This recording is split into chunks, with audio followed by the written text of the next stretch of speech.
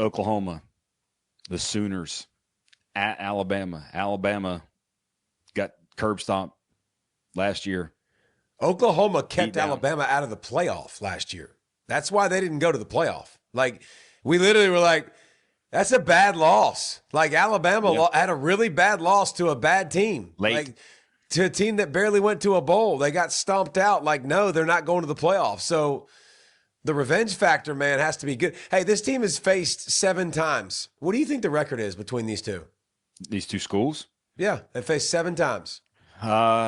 Maybe 6-1 Oklahoma. 4-2-1. Oklahoma leads the series. Because I'm assuming they played maybe not recently. Like, it's a rare matchup kind of last thing. year they played. Oklahoma's more dominant. They played back in my era too, because actually, you know why I remember that? Because we were going to play Alabama, and our defense was the same as Oklahoma. I remember watching Tommy Harris and company actually play. So I know they played in 2003. Oklahoma was better than fellow first round pick.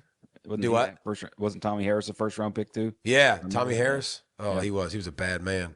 I think this game is so interesting, man. I don't think this game is not going to be close. I do think it's going to be really close. There's a couple of reasons why I think this game is going to be close.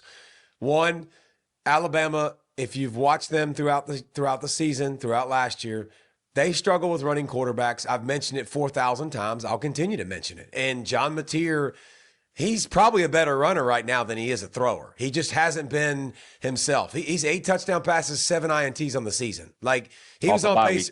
Yeah, but he was on pace to shatter that to start the season before the thumb, and then things got weird.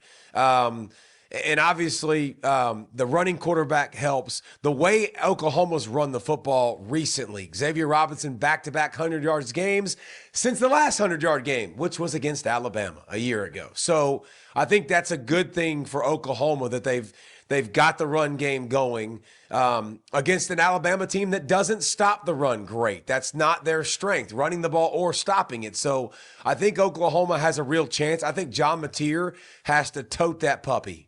Like, he's going to have to tote it 15 times. Their season's on the line. He's going to have to be John Mateer that we've seen. Like you said, he's well rested off of the bye. There's a lot of reasons why I think this game's going to be close. I think this is a 24-20 game. I think Oklahoma can keep that number down. And the reason I think Boomer Sooner's going to win the football game is because, I just saw your eyes get big. I like that a lot. The reason I think Boomer Sooner's going to win is because they got the pass rush, man. They got the dudes up front with Stone and R. Mason Thomas and guys that can and Halton, guys that can get to a one-dimensional Alabama offense. Alabama plays a bad game. They get caught up in it and finally stub their toe. They've been great for the rest of the season. Boomer freaking Sooner, 24-20 over Bama. I'm in shock right now. And not for the reason that you might think. You better not have picked him too. I'm going to be pissed if you picked him too. I wrote Oklahoma, or typed. Sorry, I didn't write it. I typed it. Oklahoma 23, Alabama 20. Oh, I hate that so much. I don't like this, that we are in agreement that this might be an upset. That's not good. That usually means it's going to completely be the other way. I thought for sure. I'm going to add all the great stuff that you just mentioned right there. I'm going to add to my reasons that why I picked that. Every Oklahoma game you play, how do you handle the blitz?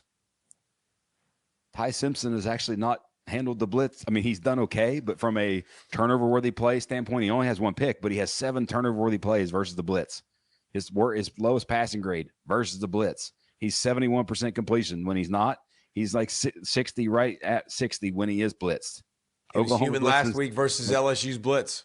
Like his Venables, alarm clock says blitz. We've said that before. Yep.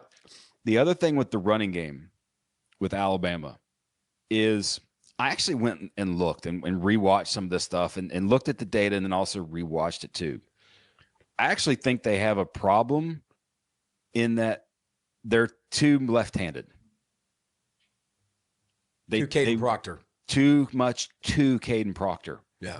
And what made me go rewatch this is I'm just kind of messing around, rewatching the game, writing stuff, rewatching stuff on Sunday and listening to the NFL. And Greg Olson, who does a phenomenal job, is the best, to me, combination of knowledge and teaching of the game on TV. Talked about Andrew Thomas with the Giants and how, hey, look, you think you want to run at him because he's your best lineman. But he was showing plays, like consecutive plays where they ran away from him, and the ability of what he does on the backside of a run. To scoop people with his athletic ability. And to cave in lines, like especially when you're running zone games away from him. They actually run it way more to the left, and they're very dominant left-handed, but they average more per carry going right. So I think they need to get back to getting away from being sort of dominant towards Caden Parker. Can they do that? I don't know. I don't think so. But the blitz part of it, yeah. I put Oklahoma 23, Alabama 20. Wow. I am in shock. Can't stand it. That's probably a good thing for Alabama. Roll Tide. It's time for Roll Tide. That's for sure.